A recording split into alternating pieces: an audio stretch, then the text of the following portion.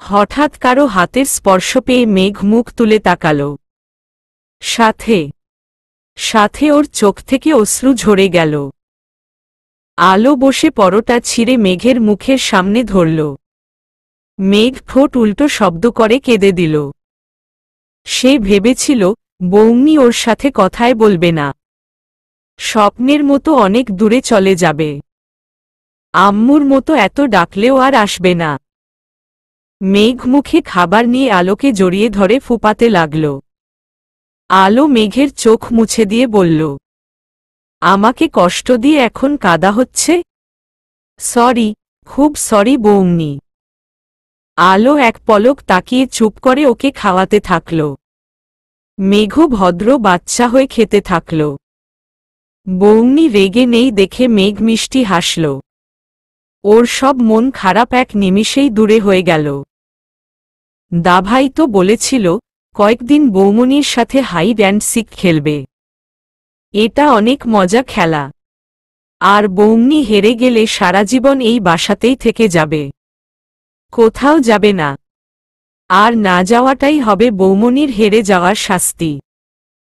এজন্য সে বৌমনির কাছে আসেনি, কষ্ট পেলেও দূরে দূরে থেকেছে, যাতে বৌমনিকে সারা জীবন ওর কাছে রেখে দিতে পারে। তবে কয়েকদিনে বৌমনি ঘুমিয়ে গেলে দাভাই আর সে মাঝরাতে এসে বৌমনিকে দেখতে যেত। বৌমনির কপালে আদর দিত, আলতো করে মাথায় হাত বুলিয়ে ঘুম পোড়াত। অফিসে থাকাকালীন রাকা আন্টি বৌমনির অনেক ছবি তুলে পাঠাত, কখনো ভিডিও কলে দেখাত, ফোন করে সব খবর দিত। দাভাইও তো অফিসে গিয়ে ল্যাপটপে নিয়ে বৌমনিকে দেখত। বৌমনি এসব কিছুই জানে না। বৌমনিকে সে খুব ভালোবাসে, এজন্য দাভাইয়ের কথায় রাজি হয়েছে। মেঘকে চুপ থাকতে দেখে আলো মুখটা মলিন করে বলল, তোমাদের জন্য আমি আর কোনোদিন রান্না করব না। কেন? আমার রান্না করা খাবার ফেলে দেওয়া হয়। তাহলে রান্না করে কি হবে? এ কথা শুনে মেঘ মুখে হাত দিয়ে ফিক করে হেসে দিল। ওর খুব হাসি পাচ্ছে। আজ সকালে দাভাই যাওয়ার সময় ওকে বলে গেছে বৌমনি সেদিনের কথা জিজ্ঞাসা করবে। বৌমনি সত্যিই তাই করল। তবে দাভাই এটাও বলেছে সব সত্যি এখন বৌমনিকে বলা যাবে না, তাহলে ওরা হেরে যাবে আর বৌমনি ওদের রেখে চলে যাবে। আর মেঘ এটা কখনো হতে দিবে না। আসলে সেদিনের খাবারগুলো ফেলে দেওয়া হয়নি, সেগুলো নিয়ে গিয়ে দুই ভাই গাড়িতে বসে খেয়েছিল। আর রাকাকে ফেলে দেওয়ার কথা বলতে বলেছিল, যাতে ওদের পরিকল্পনা সফল হয়। তারপর আলো রেগে বেরিয়ে গেলে রোদ সাফিকে পাঠিয়েছিল। সাফি তো কলেজের গেট থেকে ফিরে গিয়ে আলোকে এনেছিল, শুধু রোদের কথায়। আর বাকি রইল সেদিনের জ্বরে আলোর অবচেতন হওয়ার ঘটনা। রাকার মেসেজ দেখে রোদ তখনই হন্তদন্ত হয়ে বাসায় ছুটে এসেছিল। এসে দেখে আলো নিশ্চিন্তে ঘুমাচ্ছে। কোনো হেলদোল না থাকায় রোদ নিজে আলোর কপালে জলপট্টি দিয়েছিল। পরে শরীর ঘেমে জ্বর কমলে তারপর রোদ ঢাকার উদ্দেশ্যে বেরিয়েছিল। জরুরি না হলে সে কখনোই আলোকে ফেলে যেত না। তবে গিয়ে 10 মিনিট পর পর রাকাকে ফোন করে খোঁজ নিয়েছিল, যেন তার প্রাণটা এখানেই পড়ে আছে। এইসব কথা বোকা মেয়েটার অজানায় থেকে যাবে, সে খুনাক্ষরে কিছু টের পায়নি, আর পাবেও না। তার ভাবতেও আসবে না রোদ নিজেকে হাইড করে ওর জন্য নিরাপত্তার আস্তরণ বিছিয়েছে। যদিও রোদের যা তীক্ষ্ণ বুদ্ধি এত সহজে ধরাও সম্ভব না। এইসব ভেবে মেঘ এখনো মিটিমিটি হাসছে। ওকে হাসতে দেখে আলো উঠে বাগানে চলে গেল। এই দুটোতে ওর উপরে মানসিক অত্যাচার করছে। এভাবে চললে সে খুব শীঘ্রই পাগল হয়ে যাবে। মেঘ ততক্ষণে নাচতে নাচতে আলোর পিছু ছুটল। বৌমনির রাগ সে ভাঙ্গিয়েই ছাড়বে। প্রায় ছুটির দিনগুলোতে রোদের সব বন্ধুরা মিলে একসাথে জগিং সেরে বাইরে নাস্তা করে। তারপর অর্ধবেলা মন খুলে আড্ডা দেয়। এই ব্যস্ত জীবনে বন্ধুদের সঙ্গে সময় কাটিয়ে ক্লান্তিটা যেন কোথায় হারিয়ে যায়। সাথে মনে এনার্জি তৈরি হয়। এতদিন মেঘ সবার সঙ্গে যোগ হতো। আলো বাসায় একা, তাই রোদ আনেনি। সে আজ বৌমনির রাগ ভাঙ্গাক। রিমি আর রোহান উপস্থিত নেই। রিমি কেন জানি এদেরকে পছন্দ করে না, তাই বেশিরভাগ সময়ই এড়িয়ে চলে। আর রোহান ঢাকার বাইরে থাকায় যোগ হতে পারেনি। সবাই মিলে এখন একটা বড় কৃষ্ণচূড়া ফুলের গাছের নিচে বসে আছে। পাশেই সুখু মামার চায়ের দোকান, দারুণ চা বানান উনি। এক কথায় লাজবাব। রোদের বন্ধুদের মধ্যে শোভন ছেলেটা গত 2 সপ্তাহ হলো বিয়ে করেছে, ওকে নিয়ে সবাই মজা করছে। রোদ বরাবরের মতোই চুপ করে শুনছে আর প্রয়োজনে অল্প কথায় উত্তর দিচ্ছে। তখন আকাশ শোভনের কাঁধে হাত রেখে শয়তানি হেসে বলল, মাম্মা, কি কেমন চলছে দিনকাল? শোভন হাসতে হাসতে মাথা নাড়িয়ে বোঝালো বিন্দাস। রূপম তখন বলে বসল, ভাই ভাবির কোনো জিনিসটা তোকে বেশি আকৃষ্ট করে? এ কথা শুনে শোভন অকপটে উত্তর দিল, মুনিয়ার বক্ষ বিভাজনের কালো তিলটা। উফ রে, ভাবলেই শরীর শিরশির করে। শোভনের একথা শুনে পরিবেশটা হঠাৎ নীরব হয়ে গেল। আর রূপম উত্তর শুনে হতভম্ব হয়ে তাকিয়ে রইল। শোভন উত্তরটা এভাবে দিবে সে কল্পনাও করেনি। বন্ধুদের মধ্যে কারো মুখে কোনো কথা নেই। সবাই ফ্রি হলেও ওরা মেয়েদের অসম্মান করে না, হোক সে কারো বোন অথবা বউ।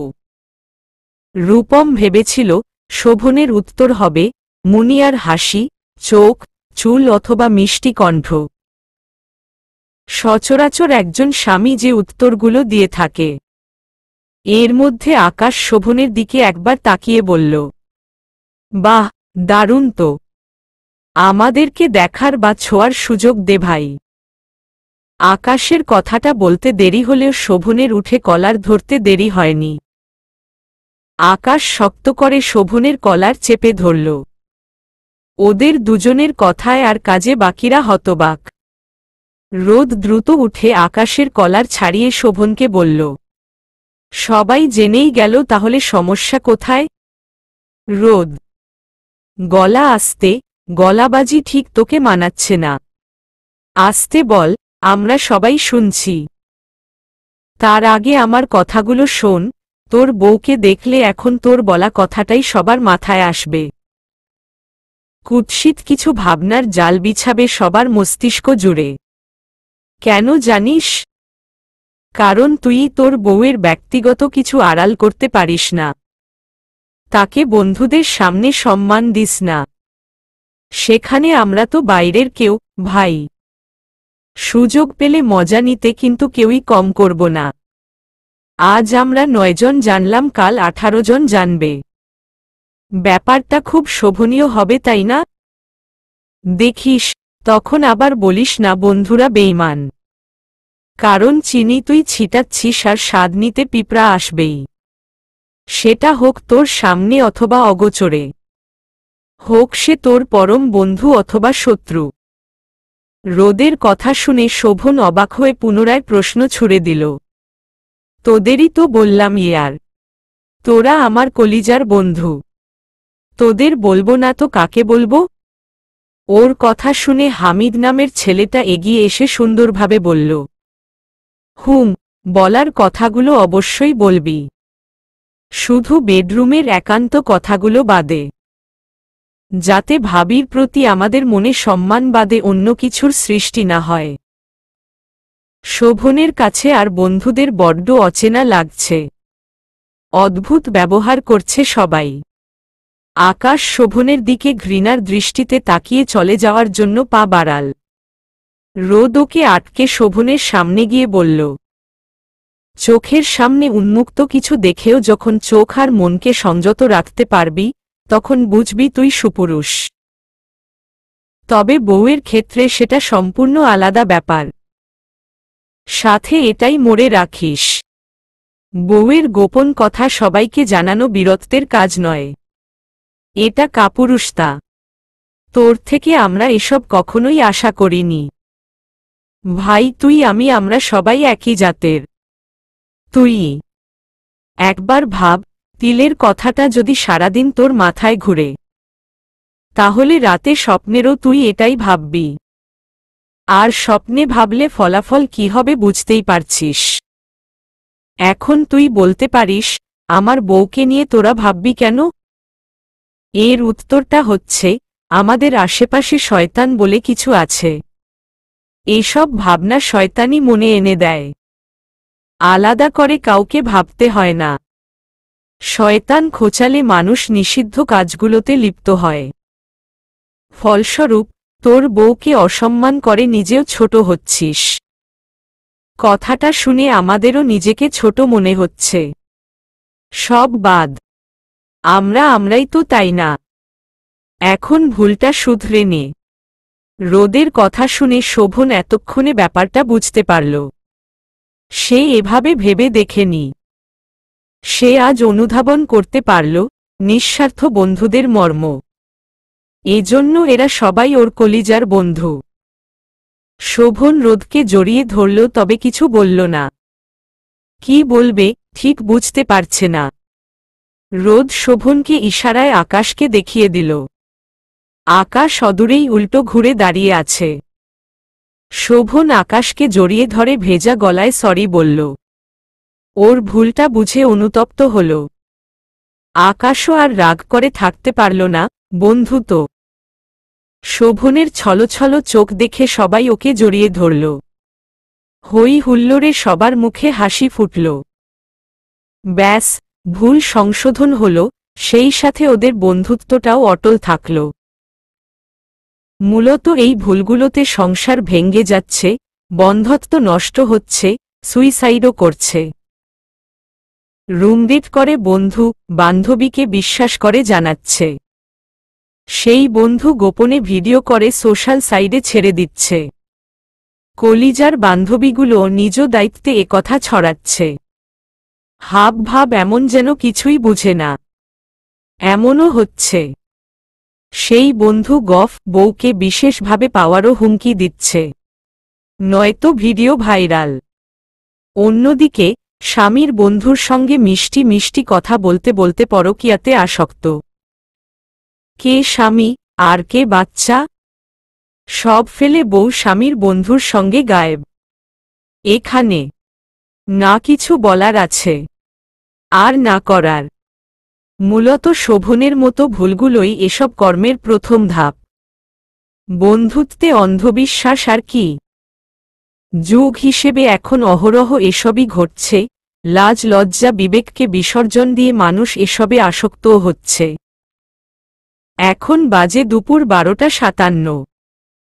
আলো আর মেঘ গোসল সেরে ড্রয়িং রুমে বসে আইসক্রিম খাচ্ছিল।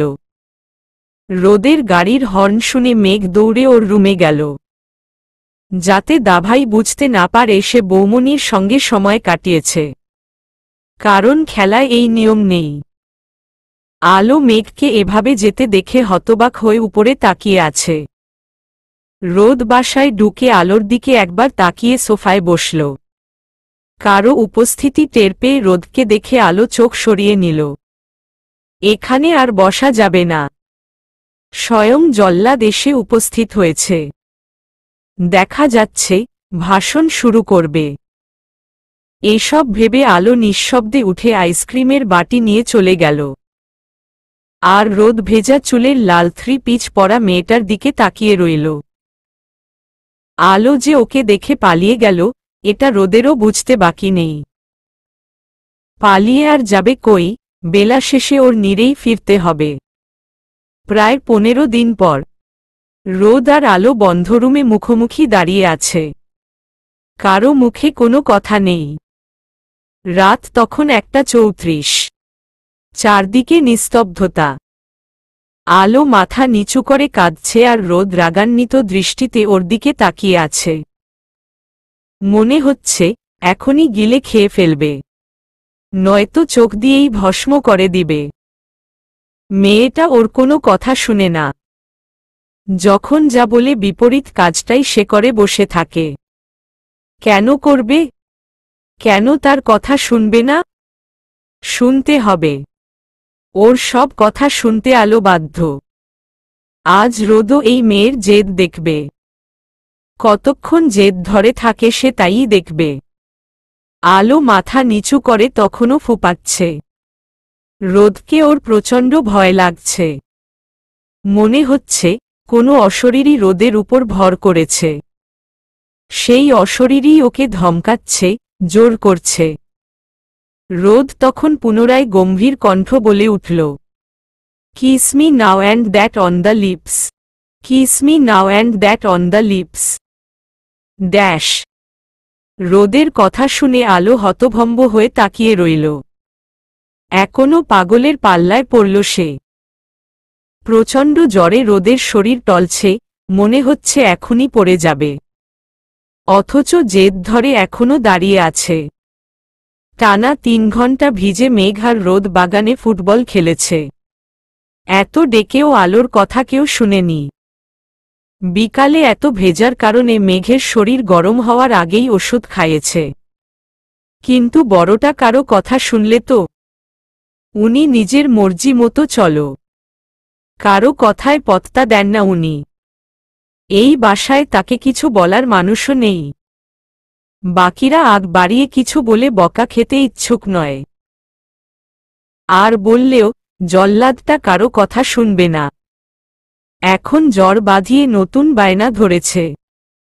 তার নাকি লাগবে। আদর কি? এটা কি হাতের মোয়া, চাইলেই পাওয়া যাবে?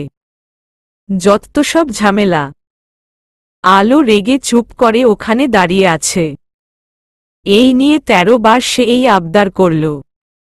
13 দিনে নয়, এই মুহূর্তেই 13 বার। রোদ তখন মেঝেতে ধপ করে বসে চুল খামছে ধরে বিড়বিড় করে বলল, আমি ঘুমাতে চাই।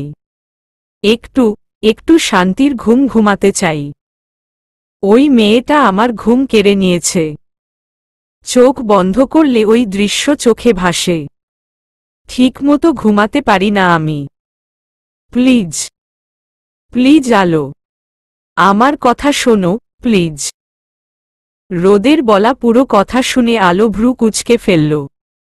রোদ কি বলল? মেয়ে? কোনো মেয়ে? রোদ কার কথা বলছে? কেন ঘুমাতে পারে না রোদ? তাহলে কি পূর্বে রোদের কারো সাথে সম্পর্ক ছিল? এইসব ভাবনাগুলো আলোর মাথায় ঘুরপাক খেতে লাগল। ওর মাথা কাজ করছে না। রোদ কি বলছে? সে কি আফসোস করছে? আলো এসব আর ভাবতে পারছে না। সে চুপ করে দাঁড়িয়ে বিস্ময় নিয়ে শুধু রোদের দিকে তাকিয়ে রইল। যদিও আলোর ধারণা সম্পূর্ণ ভুল। আর অর্ধেক কথায় বিচার করা বোকামি। এতে সমাধান হয় না, বরং আরও জট বাঁধে। কিন্তু সচরাচর অনেকে এটাই করে থাকে। এখন দেখা যাক আলো কি করে। আর রোদ ওই জঙ্গি মেয়েদের কথা বলছে। বিশেষ করে ওর সামনে মেঘের বলি আর ওই মেয়েগুলোর ব্যবহার সে ভুলতে পারেনি। ওর মন আর মস্তিষ্কে ঘটনাটা গেঁথে আছে। প্রতিটা রাতে স্বপ্নে ওদের দেখে সে এখনো আঁতকে উঠে। শুধু মনে হয় ওরা মেঘকে কেড়ে নিচ্ছে, কষ্ট দিচ্ছে। স্বপ্নে ঘটলেও ওর কাছে সবটা বাস্তবিক লাগে। সে ভুলে যায় আল্লাহর রহমতে ওরা বেঁচে ফিরেছে। ওই ভয়ঙ্কর পরিস্থিতির কথা রোদের মনে বিশ্রীভাবে দাগ কেটে গেছে। আর ওই মেয়েটার ঠোঁটের কালো জিনিসটার গন্ধ মনে হয় সে এখনো পায়। তখন ওর গা গুলিয়ে বমি হয়ে যায়। কতদিন রাতে উঠে সে বমি করেছে তার হিসাব নেই। এখন রোদ সম্পূর্ণভাবে মাছ মাংস এড়িয়ে চলে। মাংস খেতে গেলে পচা মাংসের কথা মনে পড়ে। ছি, কি বিশ্রী সেই গন্ধ! যে ছেলেটা মাছ মাংস ছাড়া একবেলাও খেতে পারত না, সে এখন সবজি দিয়ে খেয়ে উঠে পড়ে। ওর আম্মু থাকলে হয়তো খেয়াল করত। আম্মুও নেই, ওর খেয়াল রাখার মানুষও নেই। এজন্য রোদ আর আফসোস করে না। সে ভাগ্য মেনে নিয়েছে। আজ জ্বরের ঘোরে রোদের একটা কথা মনে হচ্ছে, ওই জঙ্গি মেয়ের ছোঁয়া ওর শরীর থেকে আলো মুছে দিতে পারবে। ওই মেয়েটা জোরপূর্বক ঠোঁট দিয়ে রোদের ঠোঁটে স্পর্শ করেছিল। এজন্যই রোদ আলোকে ডেকে kiss me now and that on the lips বলল। কিন্তু আলো তো এসবের কিছুই জানে না। তাই সে ভুলভাল ভাবনা নিয়ে চুপ করে দাঁড়িয়ে রইল। রোদ আলোকে নিরুত্তর থেকে আর জোর করল না। নিশ্চুপ হয়ে মেঝেতে বসে চুল খামছে ধরে মাথা নিচু করে নিল। আলো হঠাৎ খেলায় করল। রোদের অশ্রু ফোঁটা ফোঁটা করে মেঝেতে পড়ছে। রোদ নিঃশব্দে কাঁদছে। আলো হতবাক হয়ে তাকিয়ে দেখছে। রোদ কেন জানি নিজেকে সামলাতে পারছে না। ওর শরীরের প্রতি ঘৃণা আসছে। আর কতদিন এই নোংরা শরীর বয়ে বেড়াবে? এসব ভেবে রাগে জেদে রোদ গ্লাস ভেঙ্গে কাঁচ তুলে নিল। আজ ওই নোংরা মুছবে, নয়তো নিজেকে শেষ করবে। ওই স্পর্শ আর মানতে পারছে না। মরে যেতে ইচ্ছে করে ওর। সে ছেলে হয়েও নোংরা স্পর্শ মানতে পারে না। কেন পারে না সেও জানে না, তবে পারে না। রোদের হাতে কাঁচ দেখে আলো দ্রুত কয়েক পা এগিয়ে গেল। ওড়নাটা টান দিয়ে রোদের চোখ বেঁধে পায়ের উপর পা তুলে দাঁড়িয়ে গেল। রোদ ততক্ষণে শান্ত হয়ে গেছে। যেন সে কিচ্ছু বুঝে না। আলো আর কিছু ভাবারও নেই, বলার নেই। কারণ এই মানুষটা এখন ওর নিজের। যাকে 10 দিন আগে কবুল বলে বৈধভাবে পেয়েছে সে, তাও স্ব-ইচ্ছায়। তাহলে আবদারটা মানতে আর বাধা কিসের? রোদ অন্যায় কিছু তো চাচ্ছে না। আবদার, দাবি, চাওয়া, যাই হোক সে বৈধভাবেই চাচ্ছে। এসব অবান্তর ভাবনার ছেদ কাটিয়ে আলো সন্তর্পণে রোদের হাত থেকে কাঁচটা নিয়ে ফেলে দিল। কাঁচটা পড়ে নিশ্চুপ রুমে একটা শব্দের সৃষ্টি হল। আলো বার দুয়ের ঢোক গিলে উষ্ণ ছোঁয়ায় রোদের অধর স্পর্শ করল। জ্বরের প্রচণ্ড তাপে রোদের ঠোঁটটাকে আলোর জ্বলন্ত কয়লা মনে হল। কয়েক মিনিট রাখলে ওর ঠোঁটও ঝলসে যেতে পারে, এতটা উত্তাপ। কয়েক সেকেন্ডে আলো রোদের অধরসহ কপাল ছুঁয়ে সরে গেল। ওর নিজের শরীরও প্রচণ্ড কাঁপছে। প্রথম স্পর্শ, তাও নিজে থেকে এগিয়ে এসে। অঢেল লজ্জা আর অস্বস্তিবোধের সংমিশ্রণ এই অনুভূতিটা।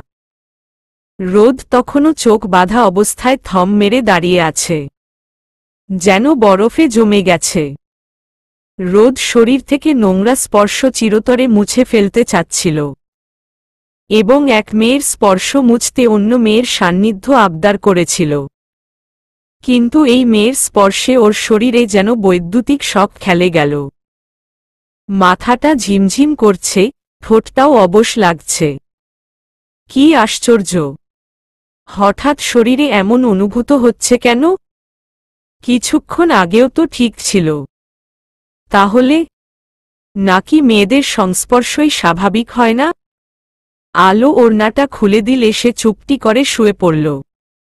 না কোনো কথা বলল, না চোখ তুলে তাকাল। কিচ্ছু ভাবতে পারছে না, ওর প্রচণ্ড মাথা ঘুরছে। তবে আজ রোদ ঘুমাবে, শান্তির ঘুম ঘুমাবে। রোদের এমন কাজে আলো দীর্ঘশ্বাস ফেলে পানি এনে পাশে বসল। রোদের শরীরে 103 জ্বর। আলো উঠে রোদকে জোরপূর্বক ওষুধ খাইয়ে জলপট্টি দিতে থাকল।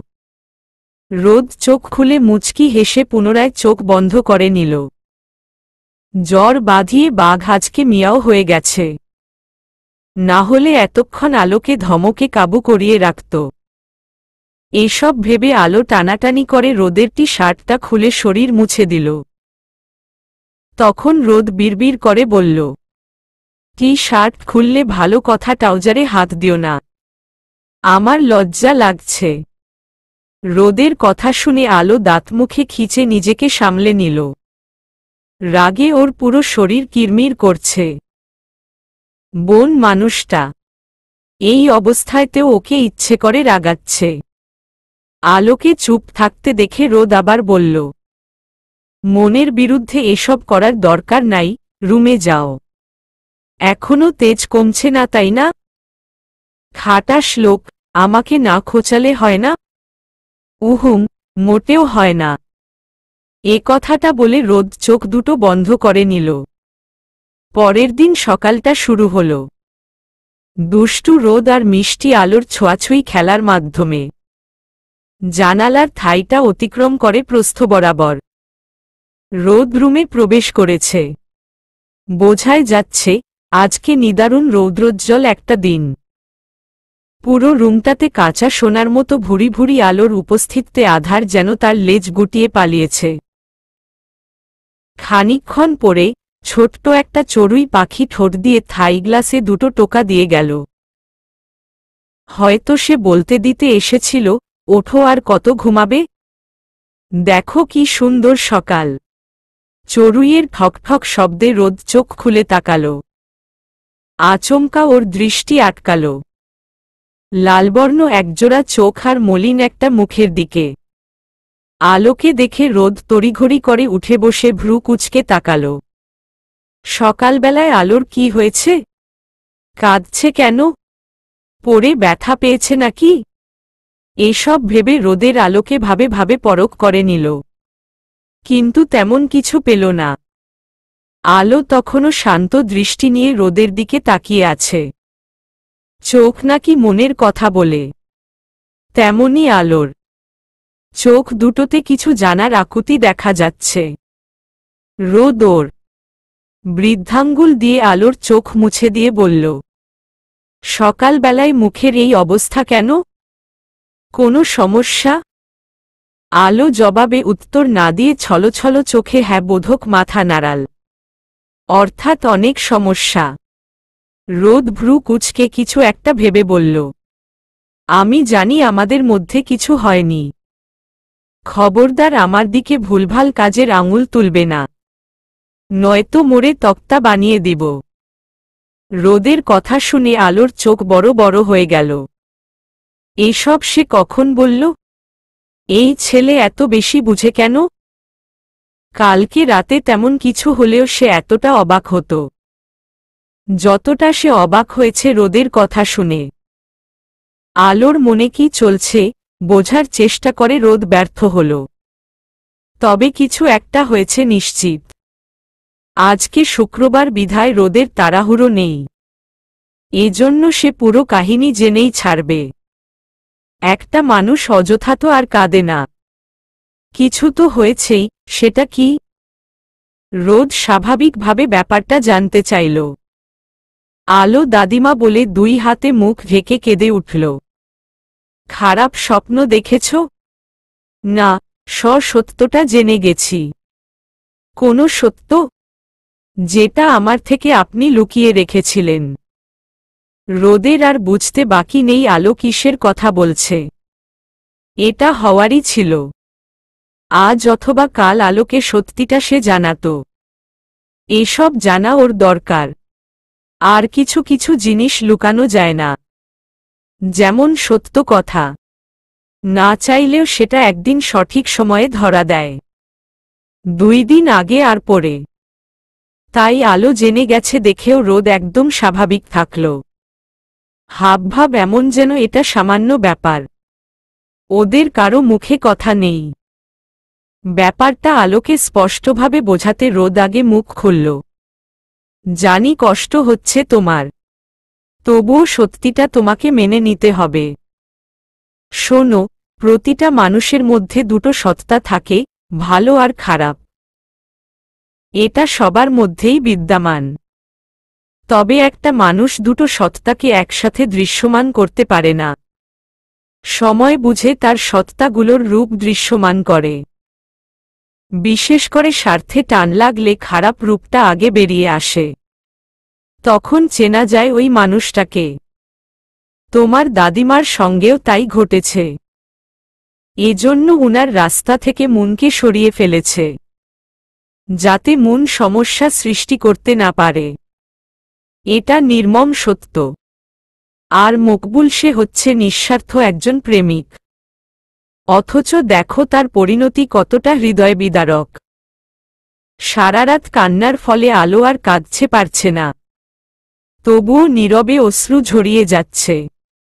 বেহায়া চোখ দুটো আজ বড্ড অবাধ্য। হৃদয়টা জ্বলছে বিধায় আপনা আপনি অশ্রু ঝরছে। আসলেই কি তাই? কি জানি, হবে হয়তো। আলো চুপ করে, রোদের পাশে শুয়ে পড়ল। মাথা ঘুরছে, মস্তিষ্কটাও অকেজো লাগছে। নিজের জীবনটাকে ওর ভাসমান কচুরিপানার মতো লাগছে, যার না আছে পিছুটান আর না স্থায়ী ঠিকানা। নদীর বেপরোয়া স্রোতের টানে যতক্ষণ ভেসে যাওয়া যায়। বাঁচতে হলে ভাসতে হবে, ঠিক কষ্টের সাগরে ভাসা মানব জাতির মতো। রোদ আলোর মাথার নিচে বালিশ দিয়ে অশ্রু মুছিয়ে দিল। আলো চুপ করে সিলিং ফ্যানের দিকে তাকিয়ে আছে। এমনটা তো না হলেও পারত। তাহলে কেন হলো? জীবনের সমীকরণটা দিন দিন যেন জটিল হতেই আছে। কবে থামবে এসব? তখন রোদ আলোর কপালে আদর দিয়ে বলল, আছি তো আমি। এ কথা শুনে আলো রোদের হাতটা আঁকড়ে ধরে শব্দ করে কাঁদতে লাগল। Two be continue. এলোকেশী কন্যা। 31। লেখনীতে নূরজাহান আক্তার, আলো। বৃষ্টির রাতে বাথরুমের যাওয়ার প্রয়োজনটা কেন জানি যেন বেড়ে যায়। কি কারণে? এই সমীকরণটা আদৌ কেউ মিলিছে নাকি তা জানা নেই। তন্মধ্যে বাথরুমটা যদি দূরে হয় তাহলে তো কথায় নেই। প্রকৃতির ডাকে দূরের বাথরুমে যাওয়া যে কি বিরক্তিকর, যারা যায় তারাই বুঝে। আজ সন্ধ্যার পরপরই বৃষ্টি শুরু হয়েছে। টিনের চালে ঝমঝম শব্দ করে বৃষ্টি যেন নৃত্য শুরু করেছে। নিদারুণ তার নাচন ভঙ্গি। বাইরেও বইছে শরীর শিউরে ওঠা শীতল বাতাস। পানির ঝাপটায় গাছগুলো যেন তাদের গ্লানি মুছতে মগ্ন। পাতাগুলোও নড়েচড়ে চড়ে আজ বৃষ্টি উপভোগে নিমজ্জিত। এই বৃষ্টিতে শ্যাওলাযুক্ত উঠানে নামাও মুশকিল। একবার পা পিছলে পড়লে নিজের না বাবার বাবারও নাম ভোলার যাওয়ার সম্ভাবনা বেশি। আর এর সঠিক প্রমাণ পেতে অবশ্য পড়ে গিয়ে দেখাটাই শ্রেয়। এতে টাটকা প্রমাণ পাওয়া যাবে, আর নিশ্চিতও হওয়া যাবে কার কোমরে জয়েন্ট ঠিক কতটা মজবুত। পাশের পচা ডোবায় থেকে কোলা ব্যাঙের ডাক শোনা যাচ্ছে। চলতি কথায় আছে, ব্যাঙ ডাকলে নাকি বৃষ্টি হয়। এত বৃষ্টির মধ্যেও ব্যাঙ একনাগাড়ে ডেকেই যাচ্ছে। অর্থাৎ ব্যাঙয়ের আরও বৃষ্টি চায়। এত বৃষ্টি চায় যে গোসলের জন্য পুকুর নয় বরং রুমের মেঝেতেই গোসলটা সারা যায়। নয়তো ব্যাঙ চাচ্ছে মানব জাতি ওদের মতো পানিতে বসবাস শুরু করুক, তাদের সকল কর্ম পানিতে সম্পূর্ণ করুক। নতুবা হতচ্ছাড়া ব্যাঙ সবাইকে ডুবিয়ে মারার ফন্দি এঁটেছে। এজন্য এত বৃষ্টিতেও তার হচ্ছে না। আকাশের গম্ভীর অবস্থা দেখেও মনে হচ্ছে ব্যাঙের ঘ্যাঙর ঘ্যাঙর ডাক শুনে আকাশ খুশিতে গদগদ হয়ে অঝরে বৃষ্টি ঝরাচ্ছে। যেন দৃঢ় প্রতিজ্ঞা করেছে মানব জাতির বৃষ্টি নিয়ে ন্যাকামি করার ভাব ছুটিয়ে ছাড়বে। মেঘের গর্জনে বুকটাও দুরুদুর কাঁপছে। এমন হাবভাব যেন চালা ভেদ করে এই রুমেই আকাশ ভেঙ্গে পড়বে। উফ, কি যে জ্বালা! তবে এমন মুহূর্তে প্রিয় মানুষটার সঙ্গ পেলে মন্দ হয় না। প্রিয় মানুষটার বুকে পিঠ ঠেকিয়ে বৃষ্টি দেখাটাও যেন সার্থক। যদিও এটা প্রায় মেয়েদের আহ্লাদি ইচ্ছে। আর এমন সুখময় বৃষ্টিবিলাসকে না চায়। এত সুন্দর কিছু ভাবনার মধ্যে প্রকৃতির ডাক আবার বেগরা বাধাল। মুন আর থাকতে না পেরে পা টিপে বাথরুমের দিকে ছুটল। ওর পরনে কমলা রঙের থামিটা ভিজে জবজবে হয়ে গেল। বৃষ্টির যে তেজ ভেজাটা যদিও স্বাভাবিক, এছাড়া কি আর করার। মুন কাজ সেরে বের হতেই অদূরে মকবুলকে দেখতে পেল। বৃষ্টির মধ্যে ওকে দেখে সে ভিজতে ভিজতে সেদিকে ছুটে গেল। আজ সন্ধ্যার দিকে মকবুল জেনেছিল মুন আজ এখানে থাকবে, তাই দেখা করতে রাতেই এসেছে। কি করবে, মনটা মানছিল না যে। দাদিমা পাশের রুমে ঘুমাচ্ছেন বিধায় মুন মকবুলের সাথে জঙ্গলের আড়ালে দাঁড়াল, যাতে কারো নজরে না আসে, নয়তো ওদের দুজনকে কঠিন শাস্তি পেতে হবে। বৃষ্টি ওদের দুজনকে পুরো দমে ভিজিয়ে দিয়ে যাচ্ছে, তাও কারো হেলদোল নেই। একটা জায়গা দেখে শরীর ঘেঁষে বসল দুজন। মকবুল মুনের হাতের উল্টো পিঠে আদর দিয়ে বলল, মুন তোলে আমি মেলা ভালোবাসি। আমিও। এই মুন আমাদের পোলার নাম চাঁদ লাগব। আচ্ছা। আল বেদির নাম স্বপ্ন লাগব। এ কথা শুনে মুন মুখ বাঁকিয়ে মকবুলের বাহুতে কিল বসিয়ে দিল। ওদের বিয়েই হয়নি, অথচ কত শত স্বপ্ন সাজিয়ে বসে আছে। ঢং। আবার বাচ্চাদের নামও ঠিক করে ফেলেছে। মুন মকবুলের কথায় মনে মনে খুব খুশি হলেও প্রকাশ করল না। সেও রোজ এমন স্বপ্ন বুনে। কত শত স্বপ্নরা এসে ওর দুচোখে ও ধরা দিয়ে যায়। আহামরি কিছু পাওয়ার আশা ওরও নেই। সে শুধু প্রিয় মানুষটাকে সারা জীবনের জন্য পাশে চায়। হঠাৎ কারো কথা শুনে মকবুল আর মুন সেদিকে তাকায়। একটা ছেলের সাথে দাদিমা জঙ্গল থেকে বেরিয়ে আসছেন। দাদিমা কোথায় গিয়েছিল? আর ছেলেটা কে? তাও এত রাতে বৃষ্টির মধ্যে। হঠাৎ দাদিমার হাতের টর্চের আলো মুনের উপর এসে পড়ল। ওদের দেখে দাদিমা এসে দাঁড়াতেই একটা ছেলে শুদ্ধ ভাষায় বলে উঠল, দাদিমা লাশ কবর দিব নাকি পার্সেল করে পাঠিয়ে দিব? ছেলেটার একথা শুনে মুনরা দুজনে আতকে উঠে দাদিমার দিকে তাকাল।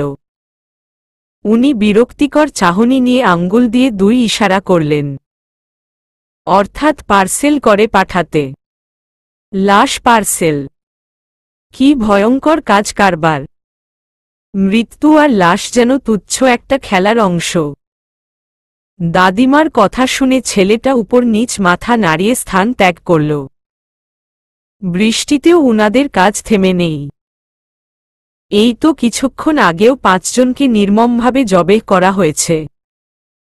চোখের সামনেই ছটফট করে নিঃশেষ হল 5টা প্রাণ। যদিও এরা মাতবরের লোক। আজ মাতবর নাকি হুকুম করেছিল আলোকে তুলে নিয়ে যাওয়ার। দাদিমা খবর পেয়ে সব প্রস্তুত রেখেছিলেন।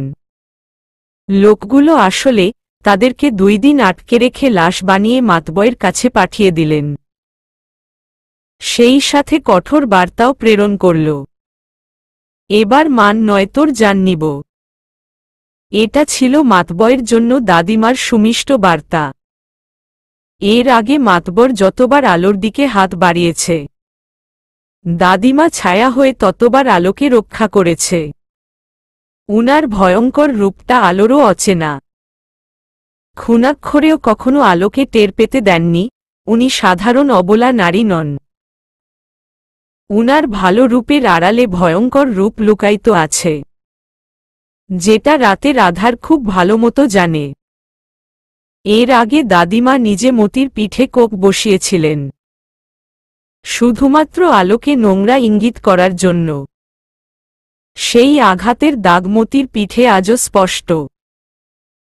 গ্রামের কেউ দাদিমার কথা না জানলেও মতি আর মাতবর উনার সব কার্য সম্পর্কে অবগত। মূলত এজন্যই ওরা মারাত্মক ভয় পেত।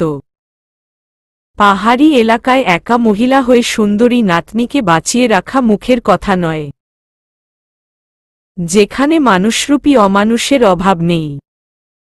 আর দাদিমা অবলা নারী হলে আলোর অস্তিত্ব এতদিনে বিলীন হয়ে যেত, এটাও সত্য।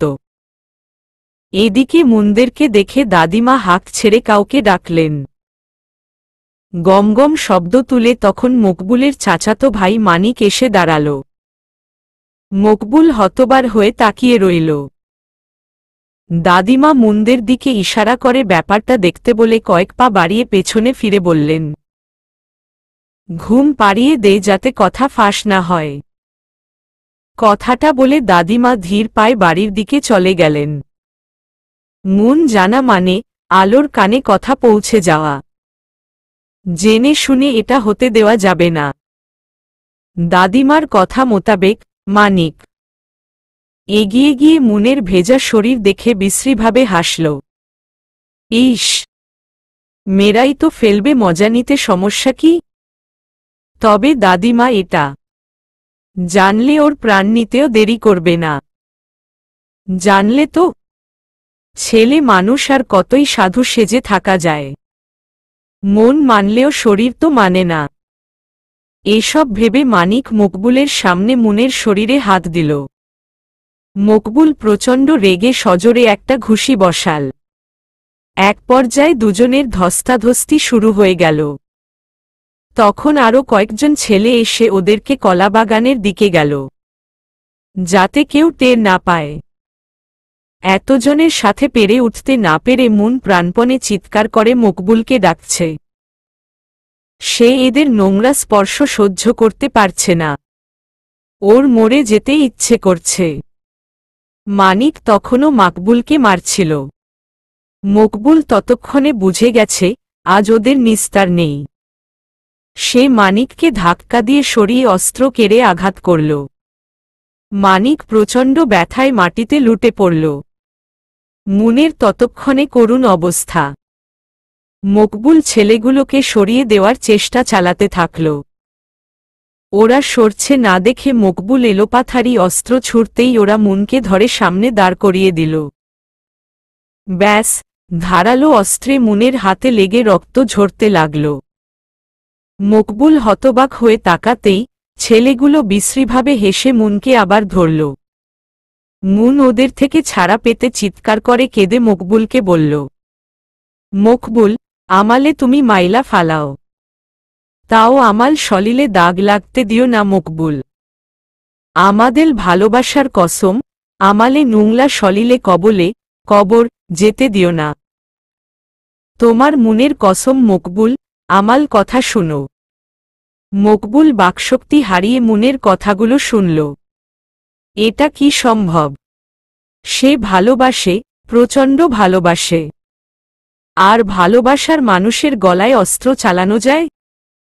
মুন চিৎকার করে বারবার মকবুলকে ভালোবাসার কসম দিচ্ছে। ছেলেগুলোও ততক্ষণে আরও উন্মাদ হয়ে গেছে, শুধু কার্যসিদ্ধির অপেক্ষায়। আচ্ছা, স্বচক্ষে কি প্রিয় মানুষটাকে ধর্ষণ হতে দেখা যায়? যায় কি? ওর যে কষ্ট হচ্ছে, প্রচণ্ড কষ্ট। সে অনুভব করছে এই কষ্ট মৃত্যু যন্ত্রণায় মতো অসহনীয়। ছেলেগুলো ততক্ষণে মুনের থামির অনেকটা খুলে ফেলেছে। মকবুল মানিকের পা ধরে আকুতি মিনতি করে কাঁদলেও ওরা মুনকে ছাড়ল না। মকবুল এটাও বলল ওরা এখান থেকে চলে যাবে আর কোনোদিন ফিরবে না। এসব কাউকে জানাবেও না। তবুও কারো মন গলল না। তাৎক্ষণিক মকবুলের মস্তিষ্ক একটা কথা জানান দিল। সে ছেলেগুলোকে অনেক কষ্টে অস্ত্রের আঘাতে সরিয়ে মুনের কথায় রাখল। সে ছুটে গিয়ে সত্যি সত্যি মুনের গলায় অস্ত্র চালাল। সাথে সাথে ফিনকির মতো রক্ত ছুটে পড়ল মকবুলের মুখে। অসহ্য ব্যথা নিয়েও মুনের মুখে হাসি ফুটল। ওর ইজ্জত আর ভালোবাসার মান রেখেছে ওর মানুষটা। তখন মুন কাটা মুরগির মতো ছটফট করে শেষ কথাটুকু বলল, আলবু লে এসব জানিও না মকবুল। আলবু এচব সহ্য করতে পারবে না। আল তোমাকে খুব ভালোবাসি মকবুল, খুব ভালোবাসি। মকবুল মুনকে বুকে জড়িয়ে চিৎকার করে কাঁদতে লাগল। সে তো এমনটা চায়নি। সে মুনের সঙ্গে বাঁচতে চেয়েছিল। ওদের স্বপ্নগুলো বাস্তবায়ন করতে চেয়েছিল। কিন্তু হলো কই? মুন ধীরে ধীরে শেষ নিঃশ্বাস ত্যাগ করল। সে বিদায় নিল পৃথিবী নামক রঙ্গশালা থেকে। সেখানে স্বার্থ ছাড়া কেউ অন্যের কথা ভাবে না। মকবুলের পুরো শরীর মুনের রক্তে লাল হয়ে গেছে। সে খুব করে চাইতো মুনের ভালোবাসায় নিজেকে রাঙাতে, অথচ মুন নিজের রক্তে ওকে রাঙিয়ে চলে গেল। এই কাজটা মকবুল করল, তাও নিজের হাতে। ওই ছেলেগুলো অদূরে চুপ করে দাঁড়িয়ে সবটা দেখল। ওদের খারাপ লাগা অথবা কষ্ট কোনোটাই অনুভব হল না। মায়ের সামনে ছেলেকে, বোনের সামনে ভাইকে, বউয়ের সামনে স্বামীকে মারার অভিজ্ঞতা ওদের আছে, এসবে ওরা অভ্যস্ত। আর এখন অবধি ঠিক কতজনকে মেরেছে তারও হিসাব নেই। হিসাব করে কি হবে, ওরা হুকুমের দাস। বৃষ্টি নেই, অনেকক্ষণ আগেই থেমে গেছে। ডোবায় থাকা ব্যাঙটাও আর ডাকছে না। কেমন জানি নিস্তব্ধ চারপাশ। তখন মকবুল কিছু না ভেবে নিজের গলাতে অস্ত্র ধরল। কিছু ভাবার ইচ্ছে আর শক্তি ওর কোনোটাই নেই। মুন তো মরে গিয়ে বেঁচে গেল, কিন্তু সে বাঁচবে কিভাবে? পারবে না বাঁচতে, কিছুতেই পারবে না। এই বিভৎস স্মৃতিটা ওকে বাঁচতে দিবে না। তার চেয়ে বরং মরে যাওয়াও ভালো। এটাই সঠিক সিদ্ধান্ত। তখন ছেলেগুলো দৌড়ে গিয়ে ওর থেকে অস্ত্র কেড়ে নিল। তারপর মকবুলকে জঙ্গল থেকে বের করে গাছের সাথে বেঁধে রাখল, যাতে মকবুল নিজের ক্ষতি না করে। কারণ এখানে কে কাকে মারল এটা মুখ্য বিষয় নয়। ওদেরকে মারার হুকুম এসেছে, তাই ওদের মরতে হবে ব্যাস। এর উপরে কথা নেই। আর দুজনেই মারা গেলে দায় চাপাবে কার উপরে? একসঙ্গে দুজন মরলে গ্রামে নানান ঝামেলা সৃষ্টি হবে। সবাই ভাববে এখানে তৃতীয় ব্যক্তির হাত আছে। আর এই ভুলটা মোটেও করা যাবে না। তাই ওরা একজনকে মৃত করে আরেকজনকে বাঁচিয়ে রাখল। এখন সব দোষ মকবুলের। এইসব কাজে ওরা এতটা পরিপক্ক যে পরবর্তী ব্যাপারটাও নিখুঁতভাবে সাজিয়ে ফেলে। মুনের ব্যাপারটা যেমনটা হতে যাচ্ছে। তখন মকবুল মুনের গলা পার করেনি, সেই অসমাপ্ত কাজটা মানিক সম্পন্ন করল। মুনের গলাটা এক কোপে আলাদা করে, দেহ আর গলা দুই জায়গায় রেখে অস্ত্রটা মকবুলের খাটের নিচে রেখে আসল। ব্যাস, নির্মম মৃত্যুর কাহিনী নিদারুণভাবে চাপা পড়ে গেল। আর কেউ আন্দাজও করল না এসব কে বা কারা করেছে। নির্দোষ মকবুলের কঠিন শাস্তিরও আয়োজন করা হল। কিন্তু এই কাহিনী কৌতূহলবশত আরও একজন জেনেছিল। সে কৌশল অবলম্বন করেই মকবুলের থেকে সম্পন্ন ঘটনাটা শুনেছে। আর সেই ব্যক্তি হল রোদ মেহবুব। আপনি সত্যিই অপরাধী? রোদ প্রশ্নটা করল ওর সামনের ছেলেটাকে। রক্তাক্ত শরীরে গাছে বাঁধা অবস্থায় ছেলেটাকে বিধ্বস্ত লাগছে। মুখে কষ্টের ছাপ স্পষ্ট। আর দুচোখ থেকে ঝরে যাচ্ছে অজস্র অশ্রু। ছেলেটা অশ্রুসিদ্ধ চোখে বারবার একটা বাড়ির দিকে তাকাচ্ছে। আলোদের বাড়ি থেকে 2 বাড়ি পরের বাড়িটা। এই বাড়িতে আলো ডিম আনতে গিয়েছিল, রোদ দেখেছিল। হ্যাঁ, এটা মুনের বাড়ি। গলাকাটা লাশ পাওয়া গিয়েছিল। ওর নাম তো মুনি ছিল। কিন্তু ছেলেটা ওইদিকে তাকাচ্ছে কেন? সে কি কাউকে খুঁজছে নাকি কারো কথা ওর মনে পড়ছে? সমস্যাটা আসলে কি? তাছাড়া অপরাধীদের মুখে এতটা মনোকষ্টের ছাপ থাকে? তারা এভাবে অশ্রু ঝরায়? কাতর চেখে কাউকে খুঁজে? কই এমন অপরাধীর কথা তো রোদ পূর্বে শুনেনি, দেখেও নি। তাহলে ছেলেটা কিছু লুকাচ্ছে? হঠাৎ করে রোদের মনে এই প্রশ্নগুলো উকি দিল। ওর কেন জানি মনে হচ্ছে ছেলেটা নির্দোষ। নয়তো এর পেছনে একটা কাহিনী আছে। আলো তখন ছেলেটার নাম কি যেন বলল। হ্যাঁ, মকবুল। মকবুল মাথা নিচু করে নিল রোদের করা প্রশ্নে। কথা কাটাতে সে বলল, কে আপনি? রোদ মেহবুব, আলোদের বাসার মেহমান। ওহ, আমার উত্তরটা? মকবুল অশ্রুসিদ্ধ চোখে একবার আকাশের দিকে তাকাল। এই প্রশ্নের জবাব ওর জানা নেই। সে নিজের হাতে ওর ভালোবাসার মানুষটাকে মেরেছে। অপরাধী তো বটেই, শুধু অপরাধীই নয়, সাথে খুনি, পাপী, পাষাণ এবং নিষ্ঠুর হৃদয়ের মানুষ। মকবুলকে নিশ্চুপ দেখে রোদের মনে সন্দেহের তীর আরও প্রবল হল। সে নিশ্চিত এখানে অদৃশ্য একটা প্যাচ আছে, যেটা কেউ খেয়াল করছে না। কিন্তু কি সেটা? রোদের একটা উত্তম গুণ হচ্ছে সে খুব সহজে মানুষের পেট থেকে কথা বের করাতে পারে। এ কাজে সে বরাবরই পটু, তাও সেটা নিপুণভাবে বুদ্ধিমত্তার সাথে, হোক সেটা যুক্তি দেখিয়ে অথবা আবেগী করে। কার্যসিদ্ধি হলেই হল। এখন সে সেই পন্থায় অবলম্বন করতে যাচ্ছে। রোদ আশেপাশে বার দুয়ের তাকিয়ে আন্দাজে ঢিল ছুড়ল। কাউকে বাঁচাতে চাচ্ছেন? চুপ থাকলে পরবর্তীতে সেই ব্যক্তি বিপদে পড়বে না, আপনি নিশ্চিত তো?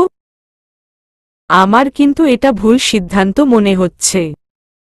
ভেবে দেখুন, আপনার সিদ্ধান্তে যেন কারো প্রাণনাশ না হয়।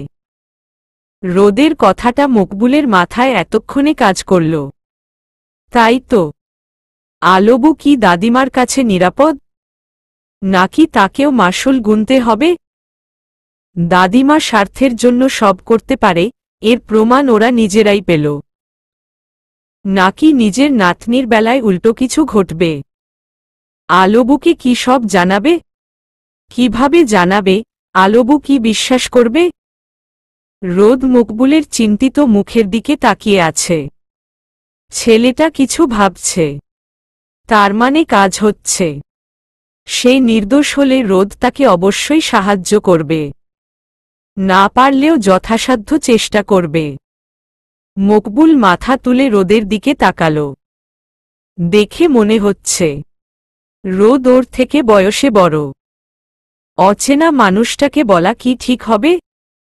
তখন মাকবুলের ভাবনার ছেদ ঘটিয়ে রোদ মুচকি হেসে বলল, আমাকে বিশ্বাস করতে পারেন।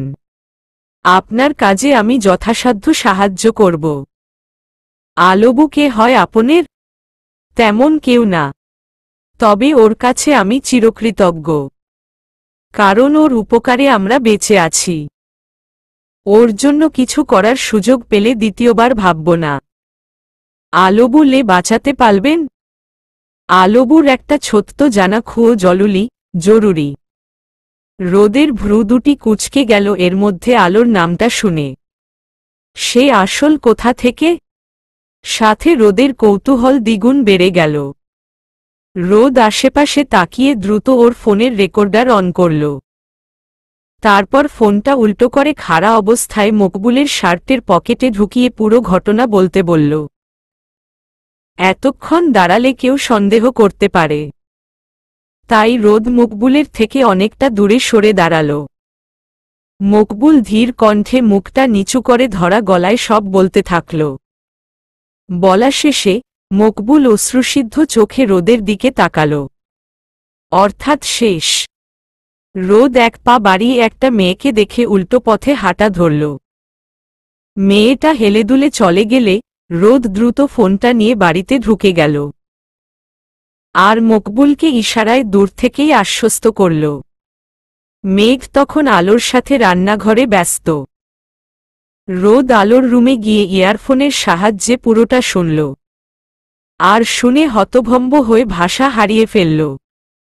ওর বোধগম্য হল না, এখানকার মানুষগুলো এত নিষ্ঠুর কেন? এরা কেন স্বাভাবিক চিন্তা করতে পারে না? তবে রোদ তখনও আলোকে কিছু বলার সুযোগ পেল না। এজন্য ঢাকায় ফেরার আগের দিন আলোকে বলেছিল, আলো, ভালোবাসা এবং ভালোবাসার মানুষগুলো নিষ্ঠুর নয়। পরিস্থিতি তাদের নিষ্ঠুর হতে বাধ্য করে। ভালোবাসার মানুষ যেমন উন্মাদের মতো ভালোবাসতে জানে, তেমনি ভালোবাসা রক্ষার্থে নিষ্ঠুরের মতো আঘাত হানতেও পারে। যদি পারো তো মকবুলকে বাঁচিও। এটা তোমার কাছে আমার অনুরোধ অথবা চাওয়া, যা ইচ্ছে ভাবতে পারো। তবে আমি জোর দিয়ে বলছি, ওর জায়গায় আমি থাকলে আমিও হয়তো এটাই করতাম।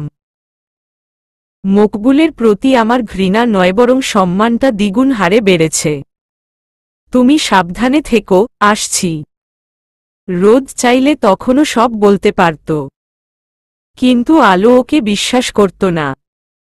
কেন করবে? না করাই তো স্বাভাবিক। তবে রোদ এই ঘটনাটা কাগজে লিখে আলোর বালিশের নিচে রেখে এসেছিল, যাতে শুতে গেলে আলোর চোখে পড়ে। কিন্তু তেমন কিছু হয়নি। আলো রোদদের এগিয়ে দিয়ে জানালার পাশে বসে কেঁদে সময় অতিবাহিত করেছে। আর গভীর রাতে কিছু ভেবে মকবুলের সাথে দেখা করতে বেরিয়েছিল। দাদিমা পাশের রুমে ঘুমাচ্ছিল। সে পরখও করেছে। রোদও মকবুলকে বাঁচাতে বলেছিল। এছাড়া আলোও চেয়েছিল, মুন নেই, মকবুলকে অন্তত বাঁচার একটা সুযোগ দিতে। যে গেছে গেছে, কিন্তু যে আছে তাকে তো সুযোগ দেওয়াই যায়। তার পাপকর্মের ফল না হয় সময় দিবে। এসব ভেবে আলো মকবুলের বাঁধন খুলে চলে যেতে বলেছিল। সে সময়ে মকবুল আলোর বাহু ধরে প্রচণ্ড জোরে দূরে ধাক্কা দিয়েছিল। ওর ধাক্কা সহ্য করতে না পেরে আলো মুখ থুবকে আছড়ে পড়েছিল। প্রচণ্ড ব্যথায় কুকিয়ে উঠতেই পাহাড়ের অর্ধেক ধসে আলোদের বাড়িসহ মকবুল গায়ের উপর পড়েছিল। গ্রামটাও মাটির নিচে ঢাকা পড়েছিল। বৃষ্টির কারণে মাটিটা ছিল কাদা মাটি, এজন্য ওজনও বেশি ছিল। হঠাৎ করে মাথার উপর মাটির স্তূপ পড়লে কারো পক্ষেই বাঁচা সম্ভব নয়। মকবুলও পারেনি। এক মানুষ সমান মাটির নিচে সে চাপা পড়েছিল। একদিকে মকবুল, দাদিমা, আর অন্যদিকে মুনের মা। চোখের সামনে এসব থেকে আলোর তখন পাগলপ্রায় অবস্থা। পরিস্থিতি ওকে যেন হতভম্ব করে দিয়েছে। কিছুক্ষণ আগে সে দাদিমাকে দেখে আসল, আর মকবুলকে কয়েক মিনিট আগে নিজের হাতে খাওয়ালো। ওর সঙ্গে কথাও বলছিল। আর মুনের মা। এই কয়েক মিনিটে কান্নার আহাজারিতে চারপাশ ভারী হয়ে উঠল। উফ, খুব কষ্টের মুহূর্ত। পুরো গ্রামে তখন হুলস্থুল কাণ্ড। কে কার দিকে তাকাবে, কারোই হুঁশ নেই। সবাই সবার আপনজনদের নিয়ে ব্যস্ত। কাকে ডাকবে আর ওকে সাহায্য করবে? সেদিন আলোয়ের ওর পায়ে ধরে সাহায্য নিয়ে অনেক কষ্টর 3টে লাশ খুঁজে পেয়েছিল। ততক্ষণে ভোরের আলো ফুটে গিয়েছিল। আলো তখন কাউকে জীবিত অবস্থায় পায়নি। ব্যাকুল হয়ে কেঁদেও উনাদের উঠাতে পারেনি। উনারা কেউ উঠে ওর মাথায় স্নেহের হাত বুলায়নি। সেই নিষ্ঠুর রাতে সে একসাথে 3জন কাছের মানুষকে হারিয়েছে। তবে তখন মকবুল চাইলে দ্রুত সরে যেতে পারত, অথচ সে সরেনি। নিঃস্বার্থভাবে আলোকে সরিয়ে নিজে প্রাণ হারিয়েছে। ওর এ কাজে আলো মৃত মকবুলের পা ধরে বারবার মাফ চেয়েছিল। সে চিৎকার করে কেঁদে মকবুলের পা ধরে বলেছিল, মকবুল ভাই, মকবুল উঠেন, আমাকে ঋণী করে যাবেন না। এই ঋণের ভার আমি বইতে পারব না। মুন দেখ, মকবুল ভাই কথা শুনছে না। ভাইকে উঠতে বল। মুন রে, ভাইকে উঠতে বল। আল্লাহর দোহায় লাগে মকবুল ভাই উঠেন, দয়া করেন ভাই। আমাকে ক্ষমা করে একটাবার বলেন আলোবু আর কেঁদো না। আমার প্রতি এতটা নিষ্ঠুর হবেন না, মকবুল ভাই।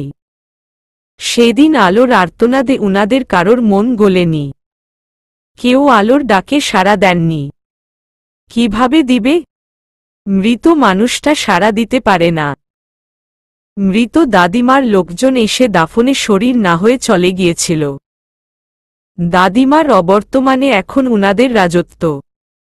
মাতবড় আলোকে তুলে নিয়ে যেতে উত পেতেছিল, শুধুমাত্র রোদের জন্য সম্ভব হয়নি। রোদ উনার এত সুন্দর পরিকল্পনায় পানি ঢেলেছিল। সেদিন ম্যানেজারের সাহায্যে ওরা রাঙামাটিতে যেতে পেরেছিল, মানবিকতার খাতিরে ম্যানেজার ওদের অনেক সাহায্য করেছিলেন। তাৎক্ষণিক একটা গাড়ি এবং রাঙামাটির রিসোর্ট উনার সাহায্যেই পেয়েছিল। এত সাহায্য পেয়ে মেঘোর পাখিগুলোকে উনাকে দিয়ে এসেছিল। রোদও জানত মাতবয়ের লোকেরা আলোকে খুঁজতে আসবে, তাই সে এক মুহূর্ত ওখানে থাকেনি। তারপরের ঘটনা সবারই জানা। তবে এই অধ্যায়ের অনেক কিছু অজানার ভিড়ে প্রায় চাপা পড়ে গিয়েছিল। কিন্তু গতরাতে রোদ নতুন করে এই অধ্যায় খুলে বসেছে। সে ইচ্ছে করে সজ্ঞানে আলোকে মকবুলের রেকর্ডটা শুনিয়েছে, যেটা সে যত্ন করে রেখেছিল শুধু সঠিক সময়ের অপেক্ষায়। তবে এই অবধি এসে প্রশ্নরা ভিড় জমিয়ে মস্তিষ্কে কড়া নাড়ছে। রোদ কেন আলোকে জানাতে গেল? না জানলে ভালো হতো। উনারা বেঁচে নেই, এখন জানিয়ে কি হলো? এখন জেনে শুধু কষ্ট পাবে আলো। তাহলে এসবের একটা উত্তরই হতে পারে সবার ভালোর জন্য। রোদ যথেষ্ট বিচক্ষণ একজন ছেলে, সে জেনে বুঝেই কাজটা করেছে, যাতে পরে এসব জেনে আলো ওভার রিয়েক্ট না করে, ভুলেও যেন মকবুলের ভালোবাসার দিকে আঙুল তুলতে না পারে, বান্ধবী রূপী বোনের শেষ পরিণতিতে আফসোস না করে, ওর মৃত দাদিমার কাজের জন্য আল্লাহর কাছে যেন দোয়ার মাধ্যমে ক্ষমা চাইতে পারে। সেই দোয়া যাতে দাদিমার আমলনামায় সব যোগ হতে পারে। আলো ছাড়া উনাদের জন্য দোয়া করার কেউ নেই, তাই আলোকেই উনার সব পাপ কর্মের মাপের জন্য দোয়া করতে হবে। সেই সাথে ওর জীবনে শিক্ষা নিতে পারে, জীবন কতটা কঠিন সেটা বুঝতে পারে।